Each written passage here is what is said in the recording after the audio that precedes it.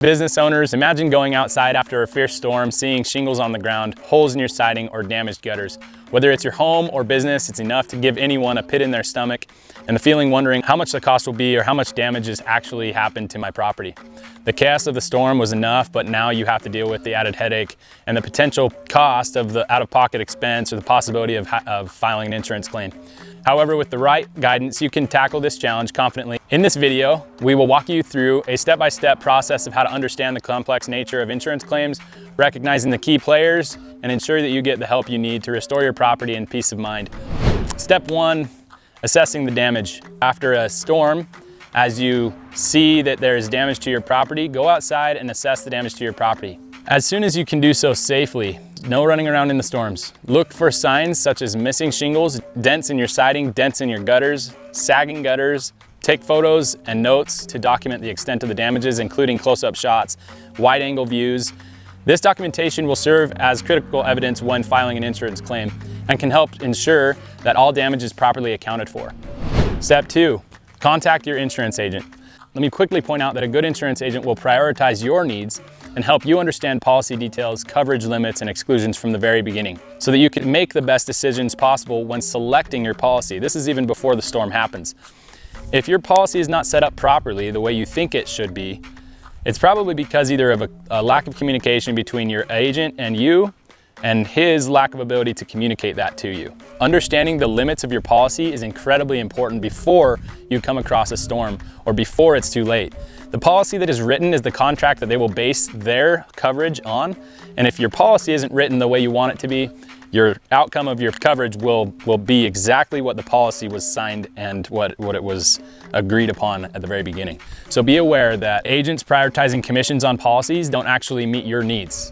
That's what their job is to do, is to sell insurance to people. However, insurance's purpose is not to sell to you. The insurance purpose is to cover your property. Be sure that the coverage matches your needs. When it comes to your claim, a good agent will accommodate or advocate for fair treatment in the process. We always recommend actually reading through your policy even after you've purchased it. There's usually a layman term policy that you can request from your agent that is just spoken in plain English that you can read through to understand it. Request that from whoever your agent is, and they will be able to give you that policy so that you can go through it and understand it from beginning to end and know exactly what you're purchasing. It is a very boring read, so beware that it's going to take some patience to get through it. After assessing the damage and reading your insurance policy, contact your insurance agent or insurance company. There's usually an 800 number as soon as possible. Provide them detailed information about what you've found and the extent of the damage that you've found and any documentation that you've gathered if you have the ability to. Your insurance agent can explain your coverages, your deductibles, and the claims process. They may also recommend contractors in your area that can provide the guidance on how to proceed with the repairs. Now, switching gears a little bit, we're going to talk about the adjuster's inspection. We're going to talk a little bit real quick about the insurance agent's purpose and the adjuster's purpose. Keep in mind that these are two separate positions. The agent is in charge of selling you an insurance policy. The adjuster is not in charge of selling you a policy. He doesn't care about the insurance policy as it relates to the sale of the policy. So we get often comments like, oh, I've had this insurance for X amount of years and they're insuring my house, my rentals, my cabin, my toys, my cars. There's no reason why they won't cover this claim. None of those are reasons why the claim is coverable. All of those are simply reasons why you pay a lot in insurance. That's really all it is. In other words, the agent did a really good job selling you a policy. The adjuster is not there to worry about what you have in your policy, except for how it relates to the damage caused by a policy-related loss. So once you've contacted your insurance company, they will likely send an adjuster to inspect the damage. It's essential to understand the role of the insurance adjuster and know how their actions can impact your claim. Insurance adjusters are responsible for assessing the damage to your home, determining coverage, and calculating the amount the insurance company will pay for the repairs. To log those repairs, give you a scope of work, give you a check, as well as help the insurance budget for their future investments. Homeowners need to understand that insurance companies don't just take your money and hold it. That's not how that works. They take your money and then they invest it in the stock market. They invested in the bonds and mutual funds. They invested in all different avenues of investments. They need to know how much money they have to spend out for claims versus how much money they can invest and make. The adjuster helps them with this process. When you have a loss, The adjuster comes out, says, well, there's $10,000 worth of damage to this property, and then they know how much they can pull out of their funds to invest. During this part of the process, it's best to be with the adjuster during the inspection to ensure that all damages to the property are documented. It's not common. Most adjusters are really quite nice, and they are usually honest and want to help find all of the damage that is related to the loss. However, there are a small group of adjusters who are trying to simply gyp the crap out of you, to put it very bluntly. They will turn a blind eye to pretty much anything. As much as they will deny it, it's true, unfortunately. Ensure that all damage is properly documented. Be sure to point out any areas of concern and provide any additional evidence or documentation that you have gathered from your previous inspections. This is your opportunity to ensure that the adjuster has complete understanding of the damage to your property. Ideally, you'll get an adjuster who's fair and understanding. However, while it's possible that the adjuster may be easy to work with, he may possibly be working against you and trying to save the insurance money as much as possible. Insurance adjusters who are working for you genuinely aim to provide a fair and accurate assessment to ensure that homeowners receive adequate compensation for their losses. These adjusters prioritize customer satisfaction and strive to uphold the terms of their insurance policy and truly represent the insurance carrier properly. Most insurance carriers are great companies. However, adjusters sometimes get in the mindset that their job is to save the insurance money as much as possible, sometimes to the detriment of the homeowner. Sometimes turning a blind eye to claims or claims evidence that is irrefutable, and we've seen that multiple times. Really unfortunate. Most adjusters are not this way. Most adjusters are there to find the claimable damage that is related to the loss. We'll get into that a little bit more. Related to the loss is super important to understand. They will conduct a thorough inspection. Inspections, document all damages, and work collaboratively with you as the homeowner or property owner and contractors to ensure that all necessary repairs are covered. Unfortunately, not all insurance adjusters prioritize the homeowner's interests. Some adjusters may be incentivized by the insurance company to minimize payouts and save the insurance company money. This can lead to undervalued claims, overlooking essential repairs, or denying valid claims altogether. Adjusters who prioritize cost saving over quality may try to downplay the extent of the damage, exclude necessary repairs from the claim, or undervalue the cost of the materials and labor. Keep an eye out for some of these red flags with your adjuster. Rushed inspections. An adjuster who conducts a cursory inspection or spends minimal time assessing damages may overlook hidden issues or underestimate the extent of the damages. Be aware of low ball estimates or estimates that are too low. If the initial estimate provided by the adjuster seems unreasonably low or fails to cover all necessary repairs, it may indicate that the adjuster is prioritizing cost savings rather than quality workmanship. Resistance to reevaluation or reluctance to reevaluate the claim or consider supplemental damages may suggest that the adjuster is not acting in good faith and is unwilling to acknowledge legitimate concerns raised by the homeowner or the contractor. A lack of transparency. Adjusters who are evasive or unwilling to provide a clear explanation for their decisions may be concealing information or attempting to underdetermine the homeowner's ability to advocate for a fair compensation. If you suspect that your insurance adjuster is not acting in your best interests, it's essential to advocate for fair treatment and seek assistance from reputable contractors and legal experts if necessary. Document all communications with the adjuster, including inspection reports, estimates, and correspondence, and don't hesitate to challenge discrepancies or request a second opinion. They are required to help you understand the claim process. If they're not doing so, you need to ask them. You need to be forthright and help them understand that you are not aware of claims. This is not the day-to-day for you. And so they need to take the time to educate you. Keep in mind that the person educating you might be giving you exactly what they want you to hear. That's why we talk about asking a contractor.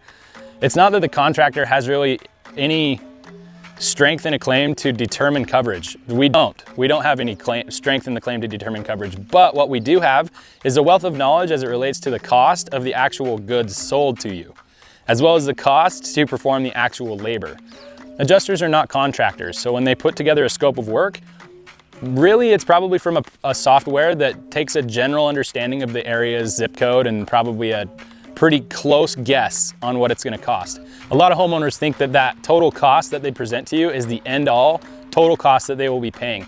But they don't understand that really, if the adjuster is uninformed, if the adjuster doesn't know how to do windows, if the adjuster doesn't know how to do roofing, I mean, how much time do you think a lot of these adjusters actually took in actually performing the labor on a roof? Probably not a whole lot of time. Contractors do. We do that every day in, day out. We're out hammering our nails and making sure our clients are taken care of. So as it relates to cost, scope, materials, like, kind, and quality, these things can be easily misunderstood or misrepresented by an adjuster, and not even maliciously, just simply by ignorantly not knowing what is or what isn't a 30-year architectural shingle or a 24 gauge standing seam roof versus a 26 gauge, because the difference is incredibly close.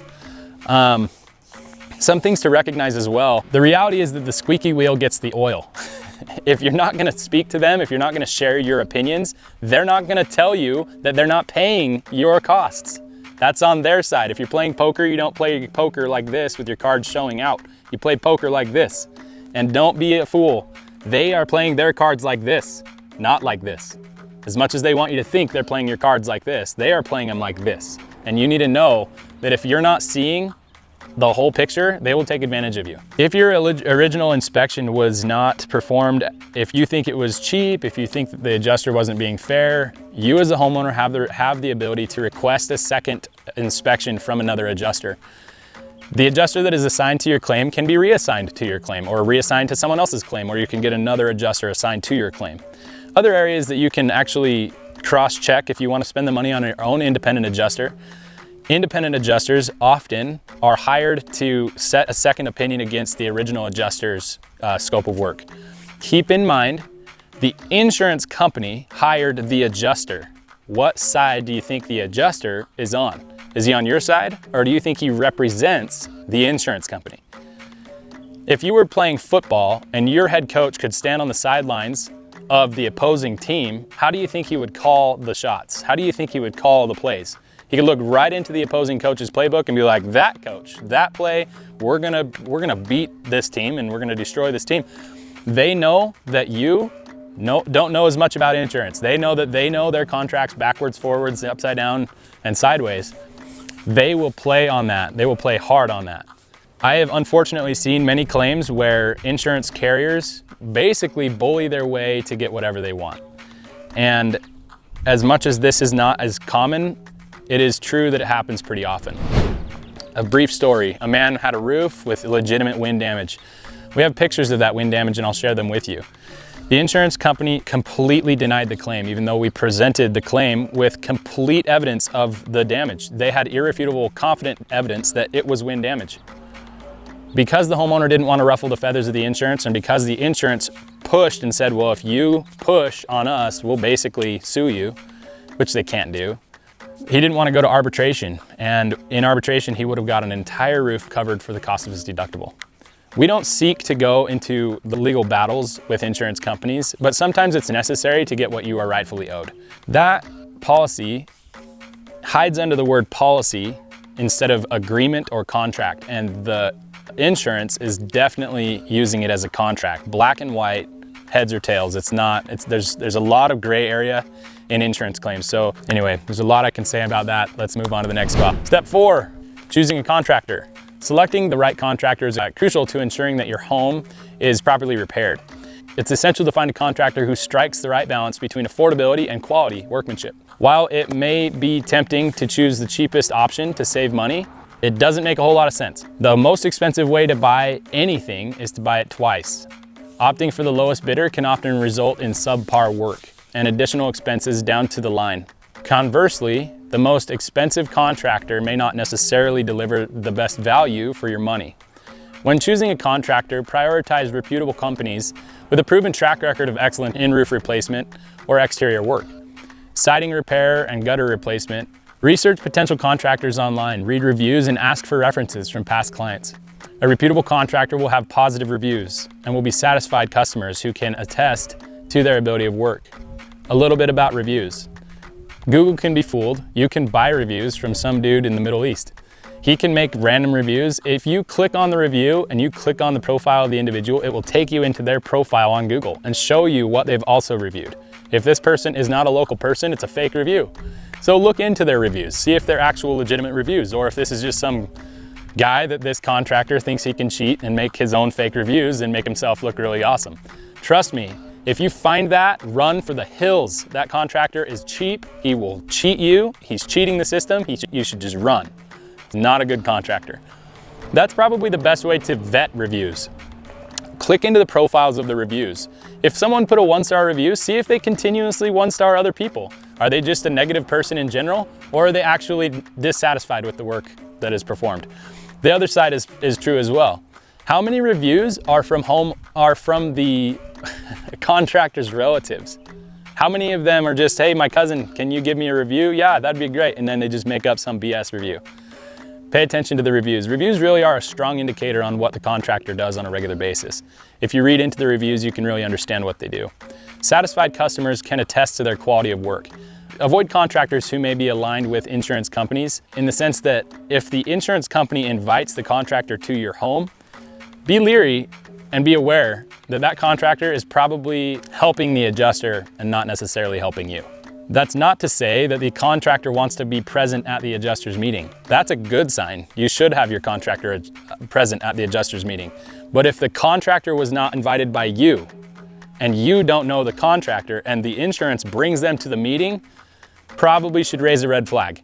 That contractor is probably just doing it for the same cost as the insurance, probably doesn't care about the quality of shingle they're putting on your house, probably doesn't care about your house really at all. They're thinking about money. They're not interested in quality. They're not interested in your house at all. They don't even know who you are. If the insurance company, if you got in a car accident and you wrecked your truck or wrecked your car, and you basically were told to go to this ABC car repair place by your insurance, would you take it there, or would you take it to the place you did research on, or the person you trust? The same goes with your house. You as a homeowner or property owner have the ability to take your property and the repairs to whoever you choose. So do your research. You have the ability to choose who you want to use. The insurance company will often present 3. They usually say, go get 3 different bids. Why do you think they're asking you for 3 bids? Do you think they're interested in the most expensive bid, the middle bid, or the least expensive bid? Probably the least expensive bid. Why do you suppose? Well, because they're not interested in paying more than they have to. Just like you, if you were to pay for this out of pocket, would you go with the most expensive bid, least expensive bid, or the middle? Research shows that you usually go with the middle bid. You know why? Because there's somewhere in the market a contractor who believes in quality, workmanship, and the right materials for your project. There's a contractor out there that runs his business tight. He has a tight ship. He's got great employees who work great and work hard for him, who mean a lot to him, and he wants to pay them right. But it doesn't necessarily mean he has to make an enormous amount of wage for nothing more than just your roof. There's a good happy ground there. Look for those contractors that land, if you were to scale it 1 to 10, look for them right in the 6 to 8 range. Those contractors are gonna be the best contractors. There's a lot of chuck in a truck contractors that can grab their cousins and throw a roof on. Some of them are good, but most of them aren't gonna be in business very long and aren't gonna be able to withstand the storms of life, and they're probably not budgeting the roof properly. So if you're not budgeting the roof properly, are they gonna be there for you when you have a claim in 5 years? Or are they gonna be out of business? These contractors may cut corners. If they're interested in price, they're gonna cut corners. Use inferior materials or rush through the repairs and minimize costs. Compromising the integrity of your home instead of choosing the contractor who will advocate for you and ensure that all necessary repairs are included in the insurance claim. You wanna choose a contractor that will be there for you when the time comes that you need it.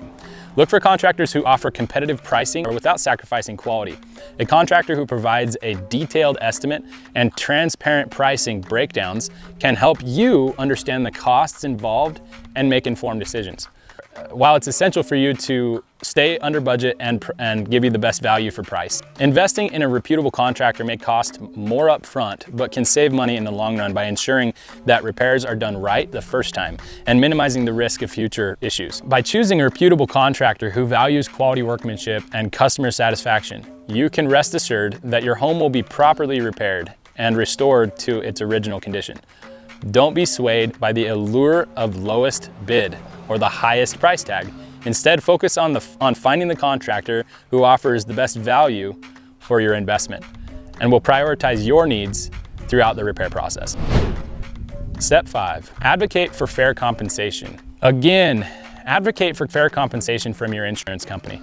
Work closely with your contractor to review the adjuster's assessment and ensure that all necessary repairs are included in the claim.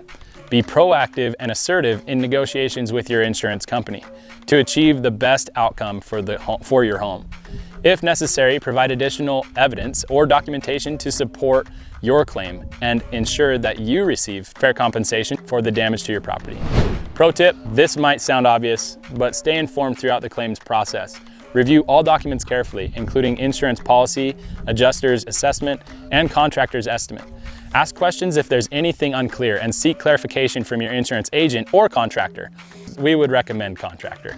Understanding your coverage, deductible, and details of your claim can help you make informed decisions and ensure that your home is properly restored. 10 years ago, when we were filing claims, you used to be able to walk with an adjuster to a homeowner's house, go to their house, assess the claim at the house. I remember a claim, there was a damage to a person's basement that we were doing work on once. And I walked in with a lady named Annie. She's a fantastic adjuster. She's no longer adjusting for this fantastic insurance company anymore. But when I walked up, she asked me as the contractor, she says, "What do you think, Cody?" And I said, "You know, looks like there's a lot of water damage." And she agreed and she said, "What do you think needs to happen to adjust this claim?" Fortunately, 10 years ago, that's how it used to work. We used to negotiate with the adjuster and come up with a collaboration and understand the actual loss. Adjusters sometimes do that now, but for the most part, they actually try to set contractor and homeowner at odds with each other and say, well, that contractor is just interested in his money. That contractor is just trying to get us to pay more for no reason. That contractor is more expensive than this contractor. Use this contractor. Why would a homeowner care about the price as much as the quality? If the insurance is paying for the claim, don't care about price, especially if you get down the road 5 years and find that your roof leaks.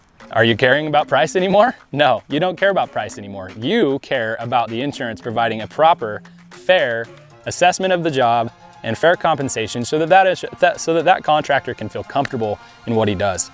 Contractors have to have a certain amount of money to present the quality materials and quality workmanship and not cut corners. If you disagree with that statement, and if you think contractors should just automatically provide quality, look at the contractors that are in business long term. Is it the cheap guys? Or is it the people that price it properly? I guarantee you that the people that are in business long term know how to properly address and properly price their estimates. They probably don't lowball people's estimates. They probably perform business in an integrable fashion. They don't fake reviews. They don't ask a homeowner to go get 5 other bids and they will beat the lowest bid. That is the most heinous, terrible way to do business. They present transparent prices and they are forthright and upfront about the communication. They answer your questions. They're fun to work with and happy to do work for you. They're happy to go the extra mile for you. In conclusion, with the right knowledge and guidance, you can protect your home and ensure a smooth claims process. However, we know this can be an overwhelming and frustrating process. And if you feel like you need some help to advocate for you and your home or your business, or you're not sure what the options are, click around this video and have us reach out to you or pick up the phone and give us a call. We're happy to jump in and help out no matter where you're at in the process.